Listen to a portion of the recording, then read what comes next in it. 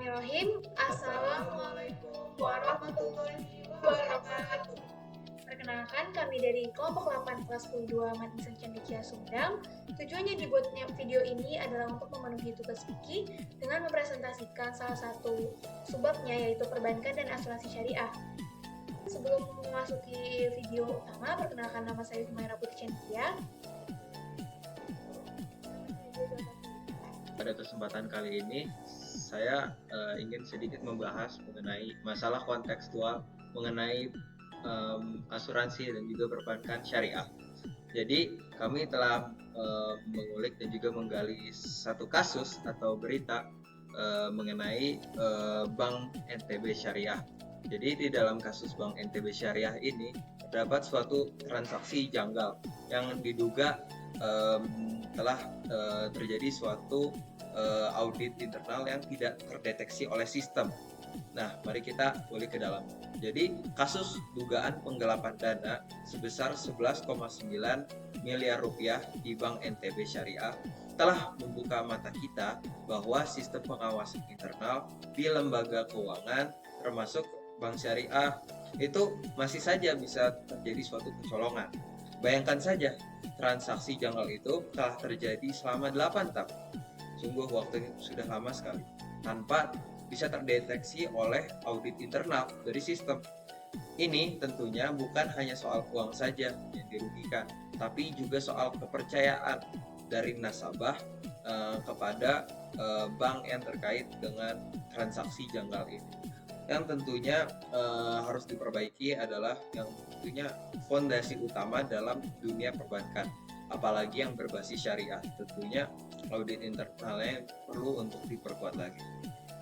Nah, jadi bank syariah seharusnya tidak hanya kuat dari sisi prinsip agamanya saja, tapi juga dari sisi tata kelola dan juga pengawasannya. Tentunya kasus ini menunjukkan bahwa ketika sistem audit tidak berjalan secara maksimal, celah penyalahgunaan itu tentunya sangat mungkin terjadi, bahkan oleh orang dalam sendiri. Modus yang digunakan pun cukup sederhana, tetapi tentunya rapi.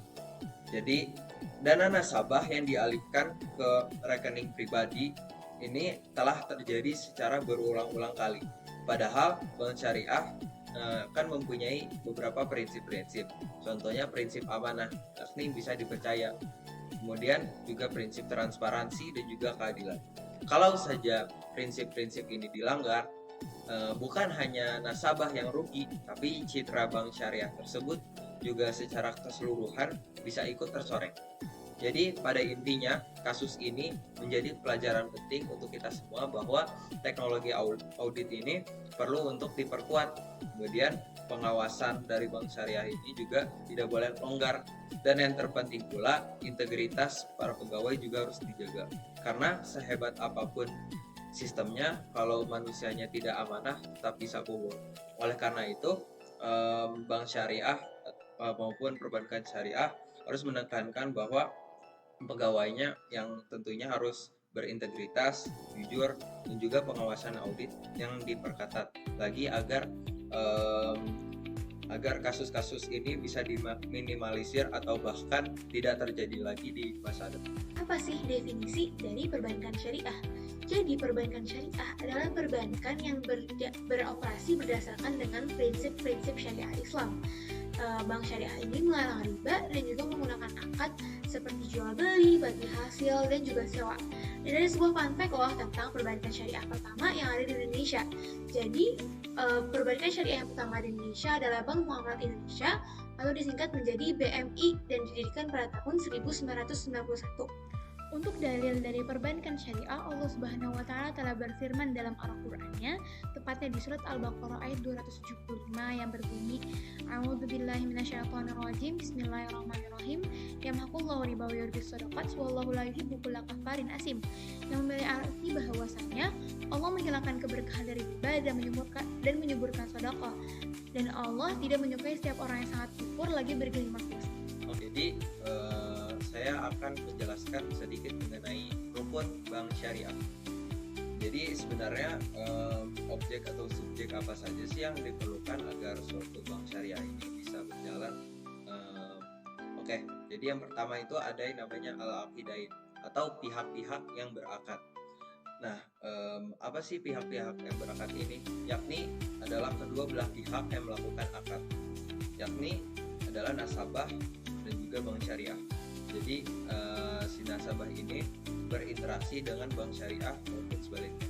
Dan syaratnya adalah tentunya keduanya harus balik, berakal sehat dan juga bertindak atas kehendaknya sendiri. Kemudian setelah al-aqidain ada rukun yang kedua, yakni maqtud alaih atau objek dari akad.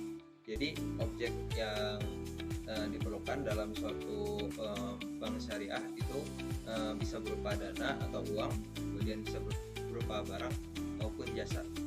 Nah, kemudian ketiga atau lebih barang atau objek ini tentunya memiliki syarat harus halal, jelas, dan juga harus bisa diserah terimakan. Jadi barang-barang tersebut tidak boleh mengandung unsur gharar atau tidak jelasan.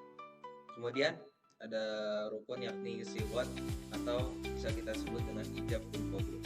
Nah, ijab dan qabul ini merupakan suatu pernyataan kesepakatan antara kedua belah pihak tadi, yakni pihak nasabah dan juga pihak bank syariah. Nah, jadi pernyataan kesepakatan ini bisa berupa lisan, tulisan, maupun perbuatan yang menunjukkan persetujuan. Nah, pernyataan ini harus jelas dan tidak mengandung keraguan di dalam.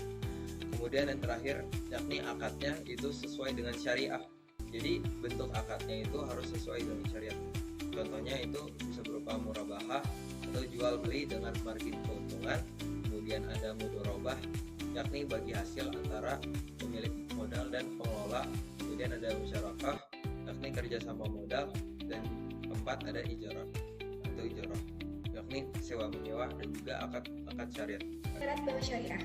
Syarat bank syariah itu ada 4. Yang pertama adalah berdasarkan prinsip syariah Islam. Maksudnya adalah operasional bank harus sesuai dengan hukum Islam, yakni tidak melibatkan gharar, riba, dan maisir. Yang kedua adalah harus diawasi oleh Dewan Pengawas Syariah atau DPS. DPS yang bertugas untuk memastikan bahwa seluruh kegiatan atau produk bank itu sesuai dengan sejalan dengan fatwa dan prinsip syariah. Yang ketiga adalah memiliki produk dan layanan syariah.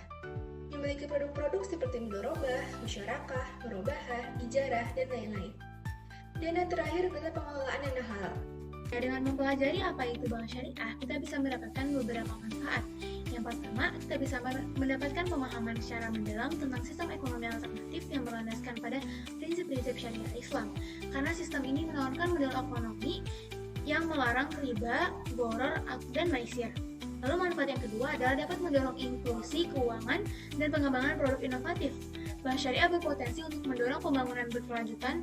Kalian tahu nggak sih yang namanya asuransi syariah atau takaful?